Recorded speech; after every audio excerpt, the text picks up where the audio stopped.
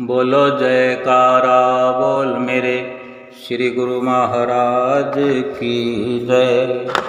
सभी गुरुमुख प्रेमियों से सप्रेम जय सच्चिदानंद। हर गुरुमुख प्रेमी अगर अपने इष्ट देव सतगुरु दाता दीनदयाल जी पर पूरा यकीन करे, करता रहे, तो वास्तव में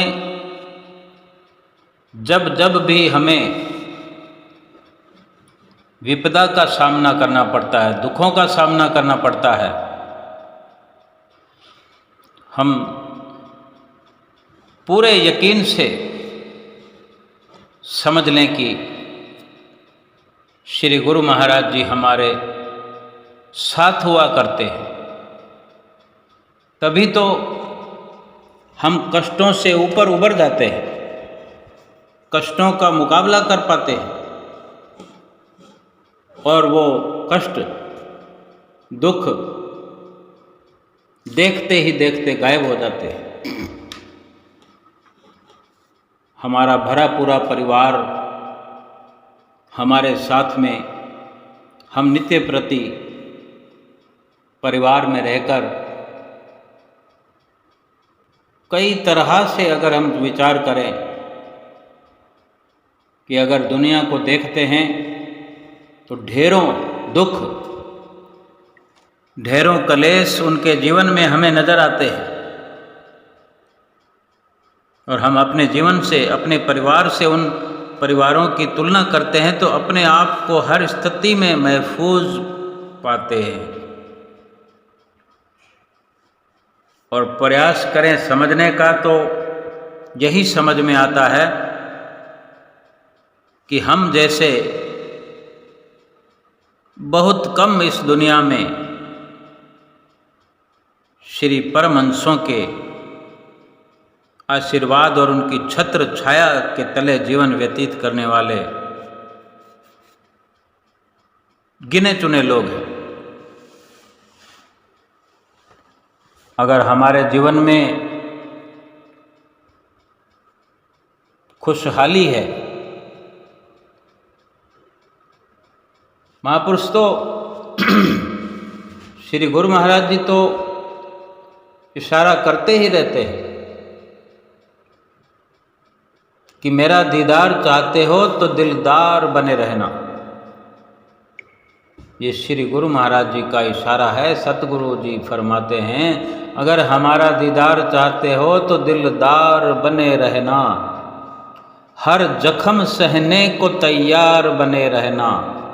दुनिया कहेगी पागल तुम्हें, दीवाना तुम्हें, पर दीवाने बने हो तो यूं ही लगातार दीवाना बने रहना।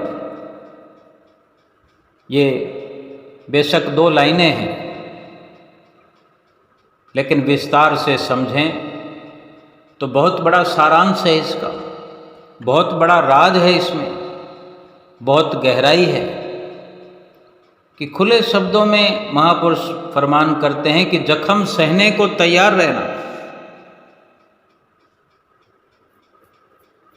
कि अगर हम भगवान का दर्शन करना चाहते हैं, सतगुरु का दर्शन अपने घट में, अपने दिल में करना चाहते हैं, अपने हृदय में उनकी छवि को देखना चाहते हैं,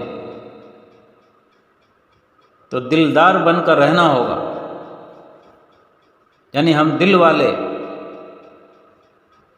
बन गए हैं, बने हैं, तो दिलदार बने रहें। यानी हम अपना दिल जो है सतगुरु के हवाले करें, हम अपने दिल में सतगुरु को बिठाने का यत्न करें, प्रयास करें। दिलदार का यही मायने हैं दिलदार के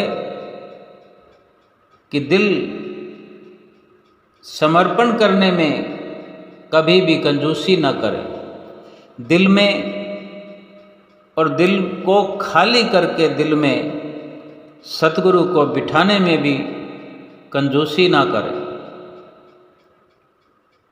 सतगुरु को दिल में यूँ बिठाना चाहिए कि एक बार अगर दिल उनको सौंप दिया, दिल में बिठा लिया, फिर कभी ये न सोचें ये कोई किराए का मकान समझ करके सतगुरु को नहीं देना। जो दिल है, दिल ऐसा समर्पण करें कि फिर जो जी चाहे सतगुरु करें, उसमें रह करके जो मौज हो उनकी वो लीला रचाएं, उनको हमेशा हमेशा के लिए दिल समर्पित कर दें।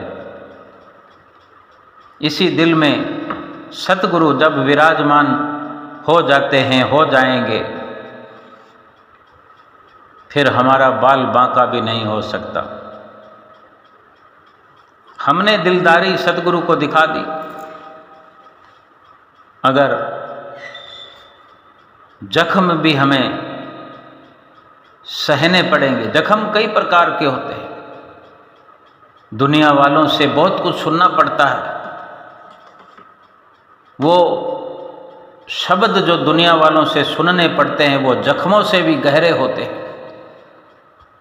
जख्म तो भर जाते हैं, लेकिन जो शब्दों के बाण दुनिया चलाती है, शब्दों के बाण जो प्रभु के दीवानों को, प्रभु के मतवालों को सुनने पड़ते हैं, वो अमिट छाप छोड़ने वाले होते हैं। लेकिन जो सतगुरु के दीवाने होते हैं, दिलदार होते हैं, वो पागल भी बनने को तैयार हैं। कई प्रकार से छलनी करने वाले शब्द भी सुनने को तैयार होते हैं। जिन्होंने अपना दिल सतगुरु को सौंप दिया है, भला उसके दिल को कौन छलनी करेगा? ये विचार करने की बहुत ज़रूरत है। जिन्होंने अपने दिल को अपने पास संभाल कर रखा हुआ है और दिल के अंदर दुनिया को भर रखा है, दुनिया के ख्याल भर रखे हैं, उस दिल को छलनी होना पड़ेगा।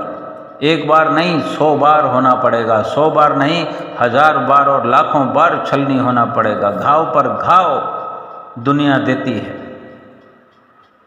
लेकिन अगर हम दिल अपने पास रखेंगे ही नहीं, या दिल में दुनियावी ख्याल भरेंगे ही नहीं, दिल हमारा रहेगा ही नहीं, तो फिर कौन छलनी करेगा? कौन जख्म देगा दिल के अंदर जो कभी भरे ना जा सके?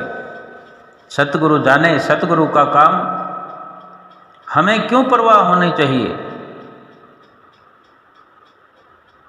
हम जितनी दुनिया की लोगों की परवाह करेंगे, उतने ही ज़्यादा तीर सहने पड़ेंगे, उतने ही ज़्यादा तीर दुनिया चलाएगी। लेकिन गुरमुख प्रेमी जो अपने सतगुरु से प्रेम करते हैं, सतगुरु से प्रीत रखते हैं, जो दिल अपना सतगुरु के हवाले कर देते हैं, उन्हें कभी जख्म सताते नहीं। दुनिया से तो जख्म ही मिलेंगे, दुनिया तो तीर ही चलाएगी, लेकिन वो तीर ऐसे गुरमुखों को छू भी नहीं पाते। लेकिन कभी अगर छू जाए तो चोटिल नहीं कर पाते, चोट नहीं लगने देते, क्योंकि उसमें स्वयं सतगुरु परमात्मा विराजमान है। और स्वयं सतगुरु जहाँ विराजमान होते हैं, उनकी सुरक्षा की दीवार जो है सत्य पर निर्धारित, झूठ मूठ की आंधियों से ढह सकने वाली नहीं होती, टूटने वाली नहीं होती।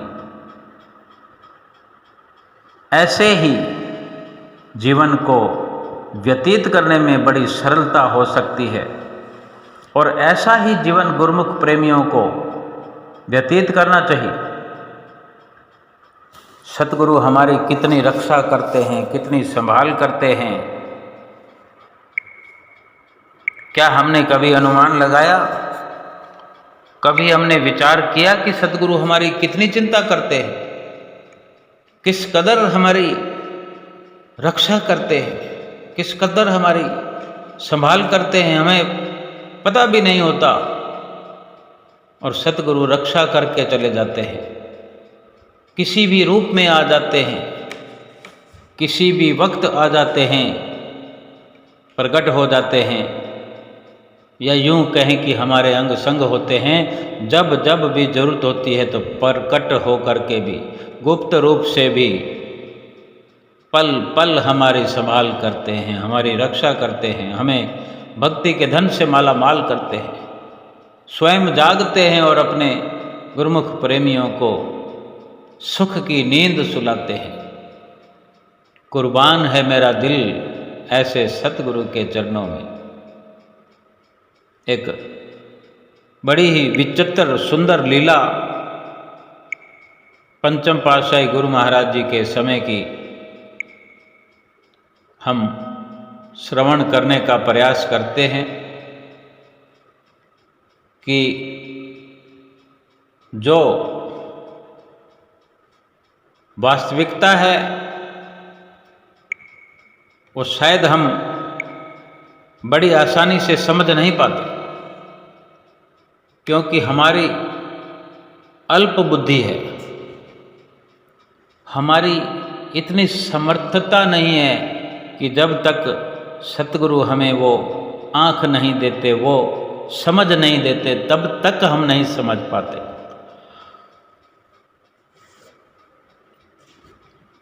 ऑस्ट्रेलिया की एक बड़ी विचित्र सुंदर लीला है।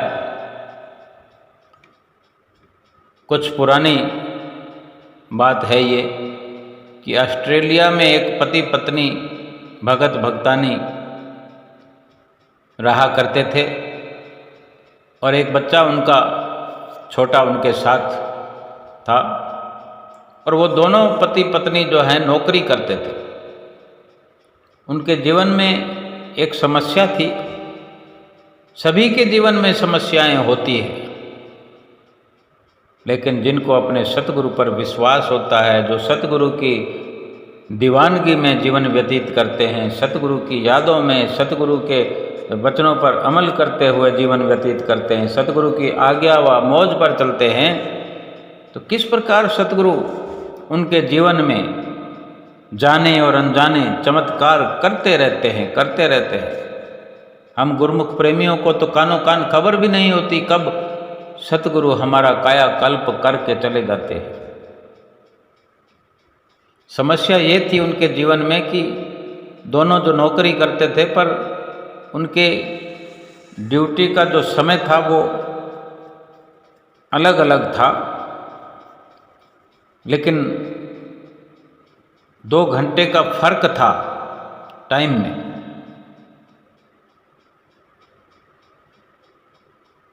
जब पति नौकरी से घर आ जाता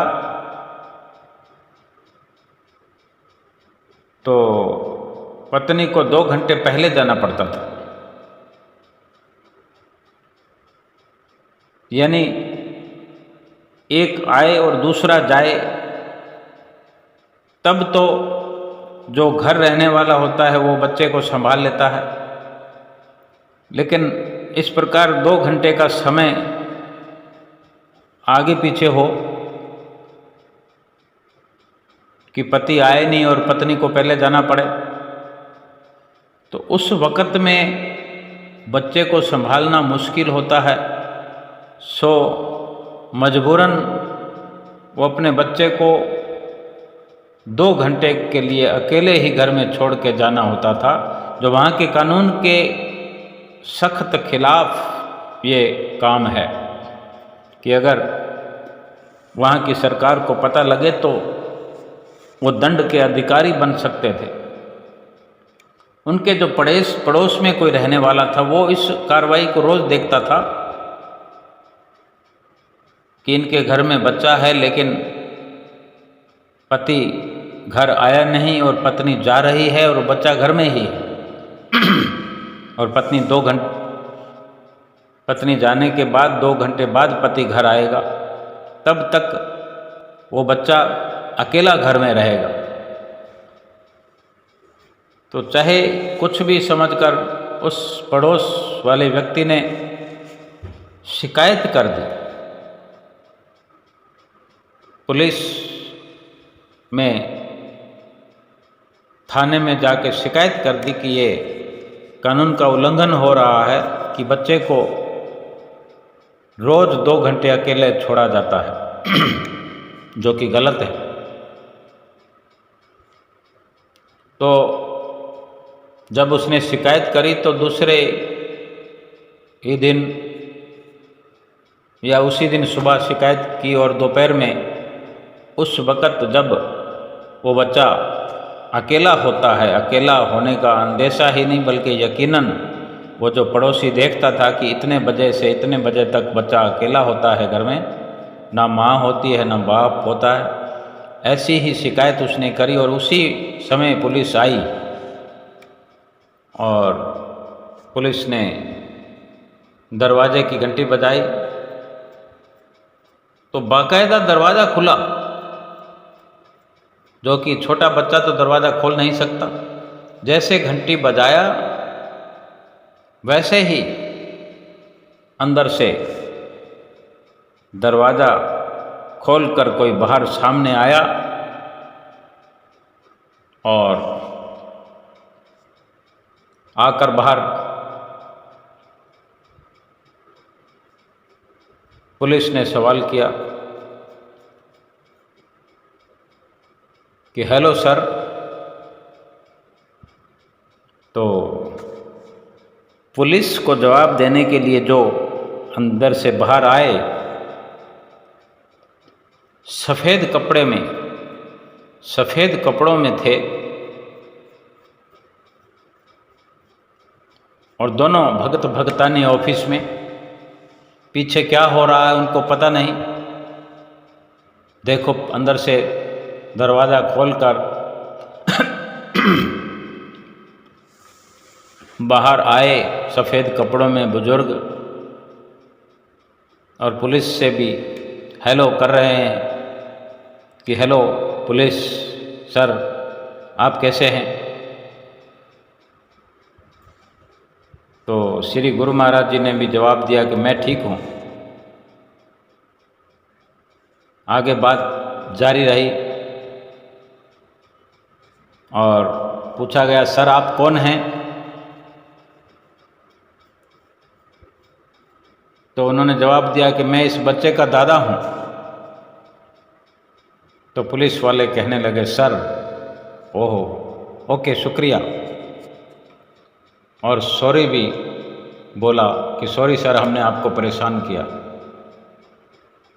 तो उधर से भी जवाब मिला कि कोई बात नहीं सर, और उन पुलिस वालों से पूछा क्या आप कॉफ़ी या चाय पिएंगे।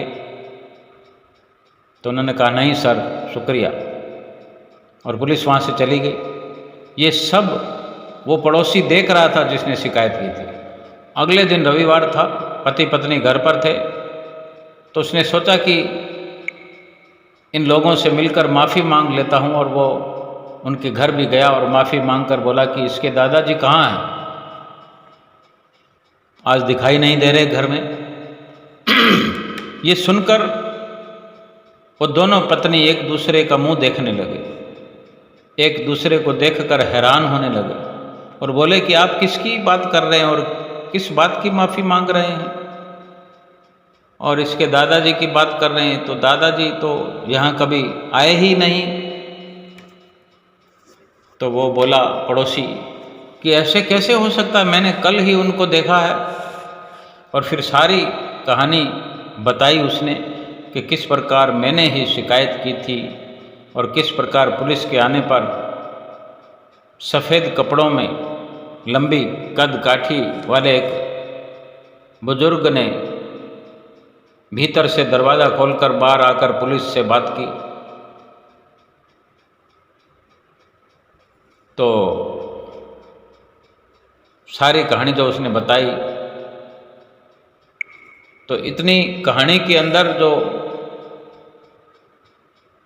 उन पति पत्नी को लगा कि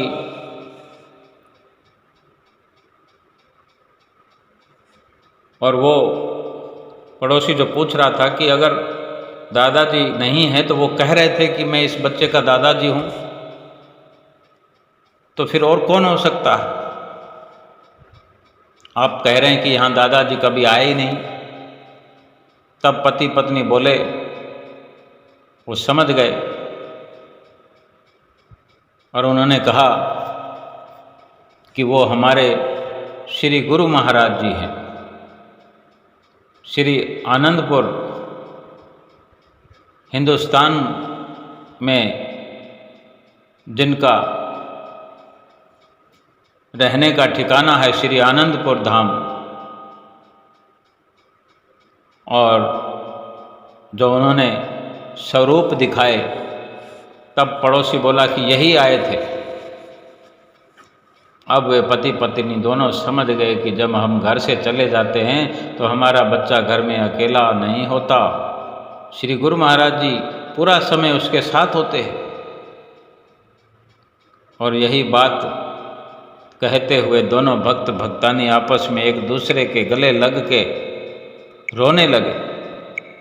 इतना रोए, खूब रोए, और रोते रोते अपने श्री गुरु महाराज जी का शुक्राना करते गए, करते गए, करते गए।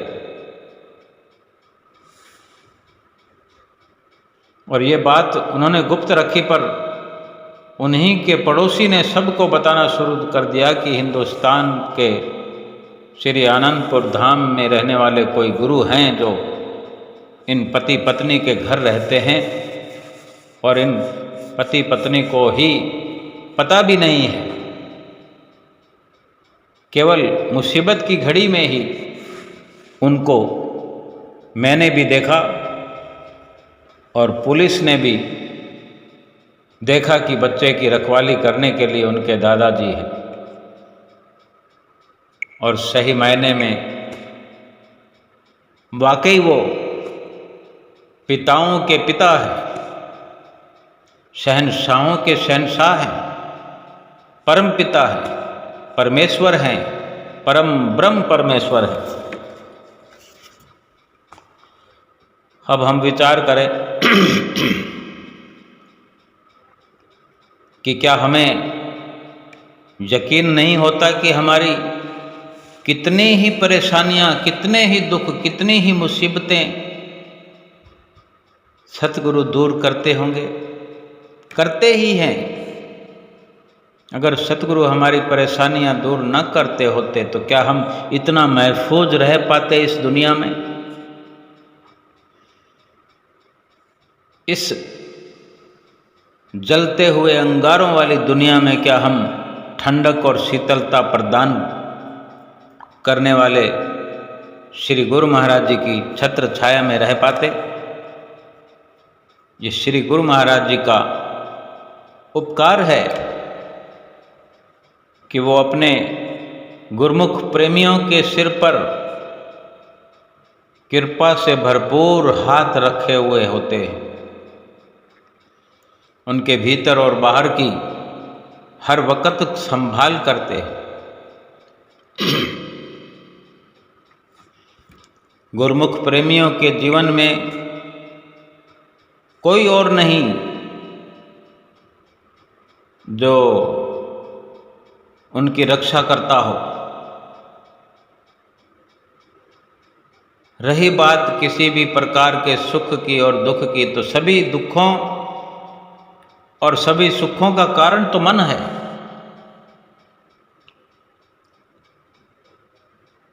जिसने अपना मन सतगुरु के हवाले कर दिया हो, जिसने मन में सतगुरु को बिठा लिया हो, यानी मन स्वयं तो ऐसा ही है कि इसी से दुख उपजते हैं, इसी से सुख भी प्राप्त होता है। लेकिन जब तक इस मन को, इस दिल को सतगुरु के हवाले नहीं किया जाएगा, सतगुरु को दिल में बैठक नहीं दी जाएगी, तब तक ये सुख और दुख का सिलसिला कभी समाप्त नहीं हो सकता। जब तक दिल को सतगुरु के चरणों में समर्पित नहीं किया जाएगा तब तक आत्मा की आवाज़ इंसान नहीं सुन सकता, ये जीव नहीं सुन सकता। अपने मन को सतगुरु के चरणों में सौंप करके केवल और केवल आत्मा की आवाज़ को सुनना चाहिए। अगर इस प्रकार से गुरुमुख प्रेमी अपना जीवन व्यतीत करना शुरू करे तो सभी दुखों और सुखों का अनुभव होना खत्म हो जाएगा। ना दुख महसूस होगा, ना सुख महसूस होगा। दुख और सुख से ऊपर चढ़ने में, ऊपर उठने में जो केवल सच्चा आनंद ही आनंद है वो प्राप्त होने लगेगा। जीवन आनंदित हो जाएगा। जीवन में चाहूं और खुशियां, चाहूं और आनंद छा जाएगा। आम संसार जहां दुखों से घिरा हुआ, दुखों से लबरेज, दुखों से छटपटाता हुआ नजर आ रहा है, वहीं हम गुरुमुख प्रेमियों के जीवन में भरपूर सुखों का उजाला चहुं ओर फैला हुआ है। ये हमारे सतगुरु की अपार रहमत है, अपार कृपा है, दया दृष्टि है। केवल मात्र ये दिल सतगुरु के हवाले कर दिया जाए, और ये दिल जो है सतगुरु को समर्पण करना आसान काम नहीं है, लेकिन जो इस कार्य में निपुण हो जाए, जो सतगुरु को अपना ये दिल, अपना मन समर्पित कर दे, फिर ना इस मन में कोई विचार उठेंगे, ना विकार उठेंगे, ना कोई बुरा होगा, ना कोई भला होगा, बल्कि भले और बुरे से ऊपर की ओर ये जीवात्मा उठ करके परमात्मा की ओर जाने वाला मार्ग अपने आप से तय करते हुए, ऊपर की मंजिलों में चढ़ते हुए, ऊंचाइयां चढ़ते हुए अपने सतगुरु के द्वार पर जाकर अधिकार से अपना वहाँ पर सतगुरु के द्वार को खटखटाएगी, और स्वयं सतगुरु द्वार खोल करके अपने गुरुमुख को, अपने सेवक को अपने निज धाम में भीतर की ओर लेकर जाएंगे, और अपने सेवक को भक्ति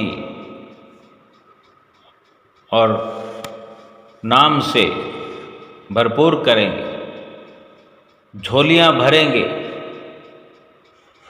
भक्ति के रत्नों से झोलियां भरेंगे,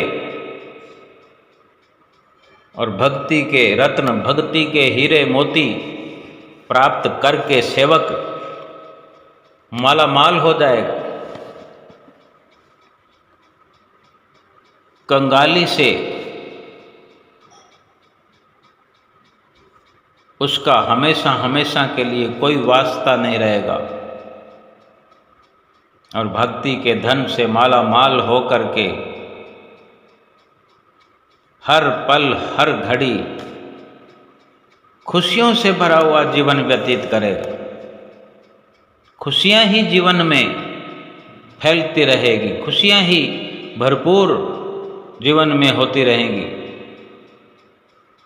और खुशियों को प्राप्त करते करते करते खुशियों में ही समा जाएगा। रोम रोम में खुशी भरपूर हो जाएगी। ये लोक तो सुखी होगा ही, परलोक भी सुहेला हो जाएगा। फिर ना कोई दुख सताएगा, ना कोई गम सताएगा, ना कोई शिकवा रहेगा, ना कोई शिकायत रहेगी तो केवल और केवल अपने सतगुरु, अपने इष्ट देव प्रीतम प्यारे की याद रोम रोम में बसी रहेगी। सतगुरु का दीदार ही आँखों में बसा रहेगा, सतगुरु का प्यार ही हृदय में भरपूर हो जाएगा। ये सतगुरु से प्राप्त, सतगुरु से बख्शिश किया हुआ जो नाम गुरमुख प्रेमी के हृदय में जगमगाएगा, रोशनी बिखेरता हुआ, हर लम्हा हर घड़ी प्रकाश में रोशनी में सफ़र करेगा। तो चलते चलते चलते एक दिन परम पिता परमेश्वर सतगुरु दाता दीनदयाल महाराज जी के द्वार पर पहुंच करके उन्हीं के साथ, उन्हीं के धाम में पहुंच करके सदा सदा का सुखदायी जीवन व्यतीत करेगा। सुखदायी जो प्रभु का धाम इस गुरुमुख को, प्रेमी को प्राप्त होगा। फिर ना 84 लाख योनियों में जाना पड़ेगा, ना कभी दुख उठाना पड़ेगा, ना कभी परेशान होना पड़ेगा, ना कभी मुसीबतों का सामना करना पड़ेगा, और हमेशा हमेशा के लिए छुटकारा 84 लाख योनियों से मिल जाएगा। सतगुरु की प्रसन्नता प्राप्त होगी और लोक और परलोक सुहेला हो जाएगा। बोलो जयकारा बोल मेरे श्री गुरु महाराज की जय।